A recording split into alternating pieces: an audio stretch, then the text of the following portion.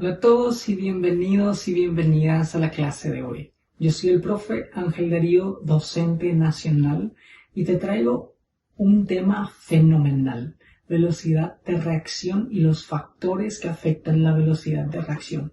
¿Por qué estoy tan contento con esta clase?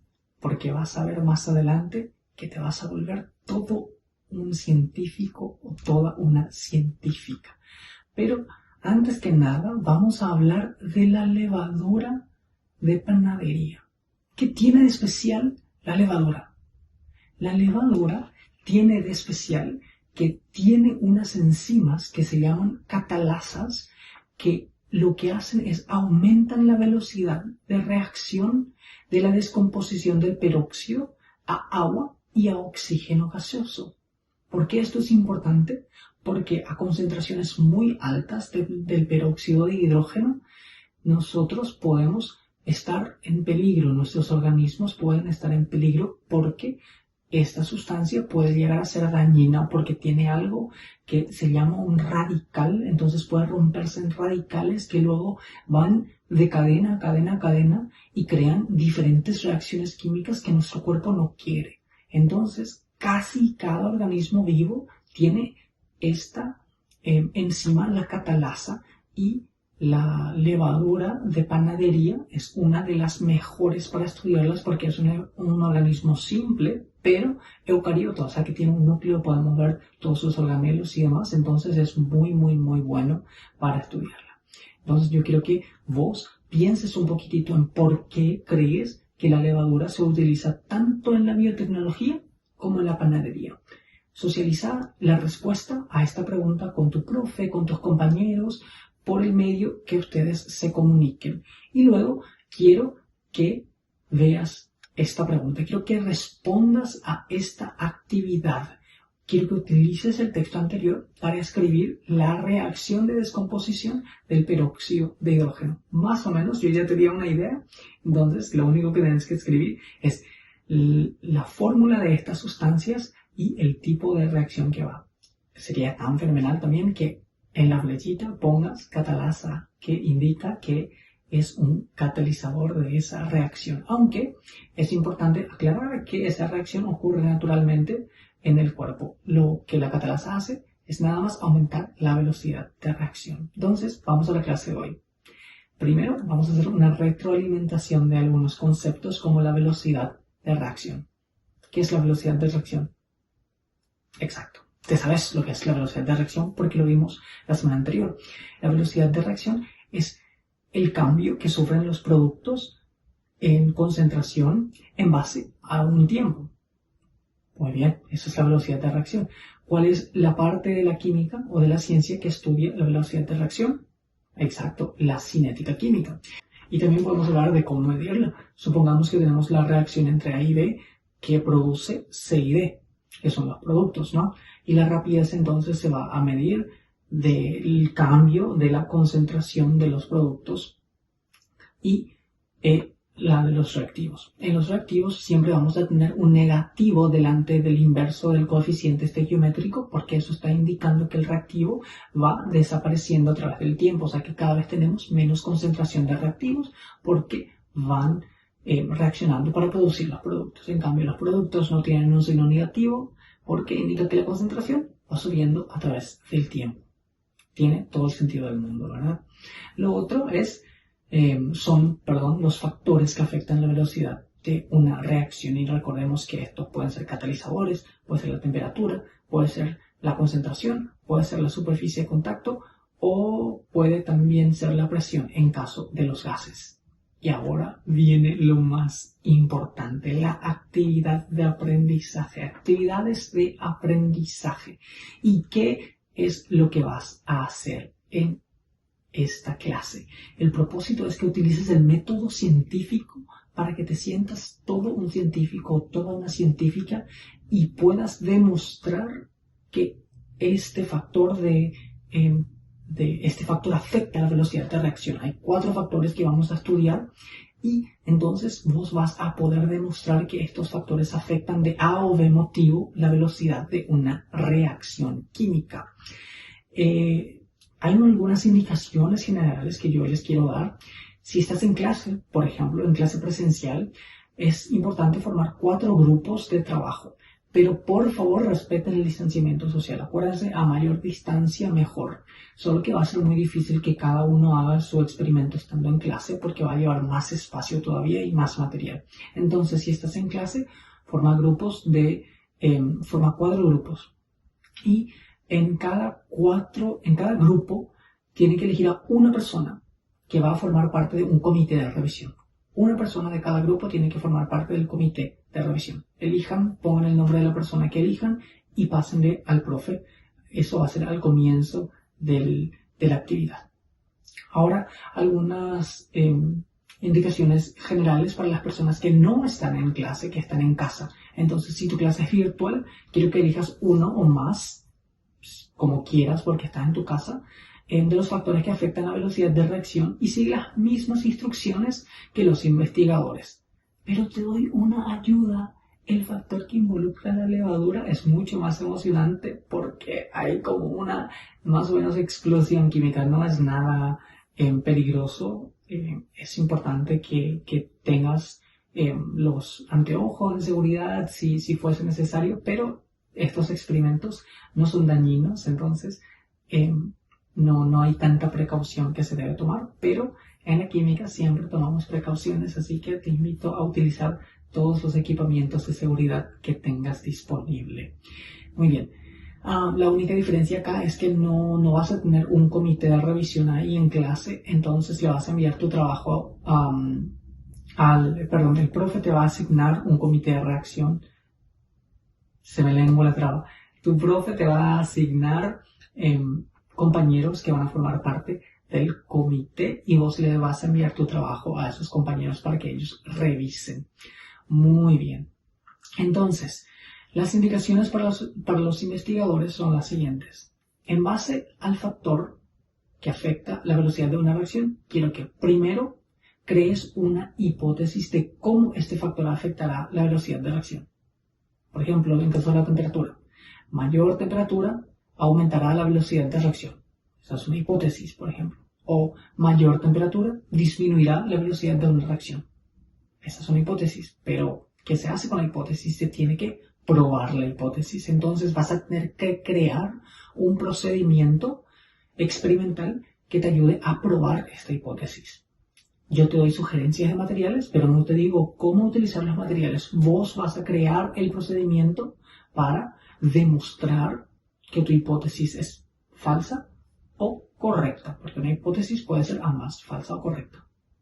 Y luego también vas a crear un formato de anotación de las observaciones, por ejemplo, un cuadro, una línea de tiempo o algo, pero sí o sí tenés que anotar las observaciones de tu experimento, tus procedimientos y también todos los materiales que estás utilizando. Eso es imprescindible en la ciencia, en las investigaciones. También necesito que escribas una conclusión en base a las observaciones y a las anotaciones y quiero que escribas un reporte del experimento. Y esto es muy importante. El reporte tiene que incluir la hipótesis, el procedimiento de prueba de hipótesis, claro, los resultados y la conclusión. Tienes que remitir este informe al comité de revisión para que estos validen el experimento y lo critiquen constructivamente. ¿Pero por qué es esto? Porque es así que funciona el método científico. Acordate que en el método científico primero tienes una observación, te haces una pregunta, una hipótesis, después tenés que crear un procedimiento detallado para probar esta hipótesis. Una vez que tenés todos los datos, creas una conclusión y escribís un papel. Este papel es enviado a un comité de científicos expertos en el área. No te conocen, vos no le conoces, en este caso son tus compañeros, entonces todos se conocen, pero estos expertos critican tu papel y siempre constructivamente, ¿no? Van a decir, este procedimiento está fenomenal, estas conclusiones están fenomenales, todo estuvo fenomenal, aceptamos tu papel, puede ser publicado. O vienen con revisiones, dicen, creo que vi que no tuviste un control, que tu control no fue apropiado, que este paso del experimento no fue apropiado y así. Entonces, tenés que mejorar algunas cosas y luego volver a remitirles el reporte una vez hayas terminado las revisiones. Muy bien, estas son las indicaciones para el comité de revisión. El comité tiene que analizar el reporte presentado por los grupos de investigadores y verificar su validez. Tienen que hacerse las siguientes preguntas. ¿Es la hipótesis verificable? Porque eso es lo primero. No podemos decir, por ejemplo, Dios existe o Dios no existe como una hipótesis científica porque no podemos probarlo científicamente, ¿verdad? Luego, ¿es el procedimiento adecuado para comprobar la hipótesis?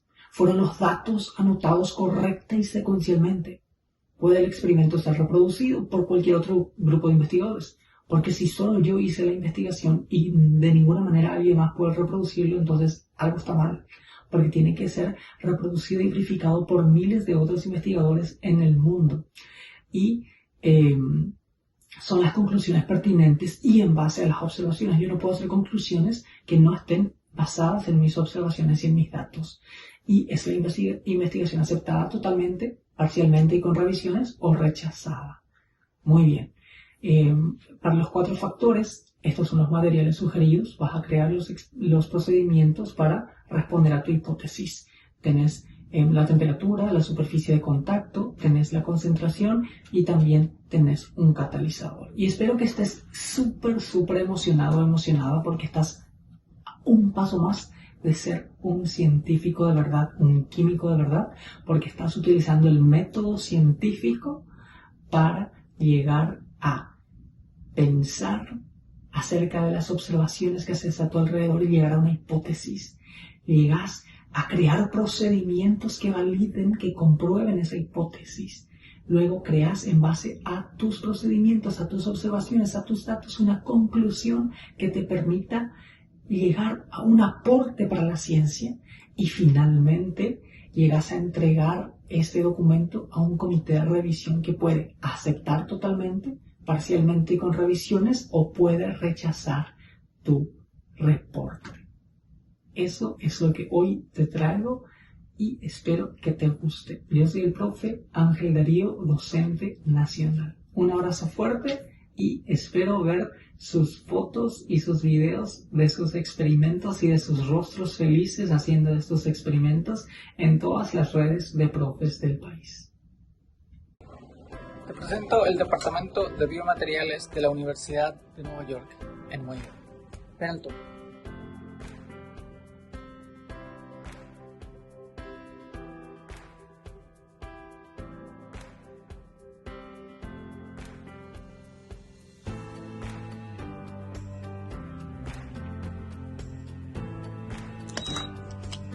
Hay que entrar con seguridad.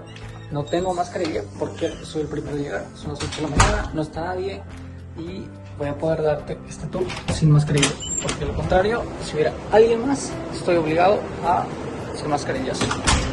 Estos son los que llamamos isomets, que se utilizan para cortar especímenes y para hacer histología. Luego, esta es la máquina de polishing que se utiliza para limpiar los productos y es aquí donde yo más trabajo.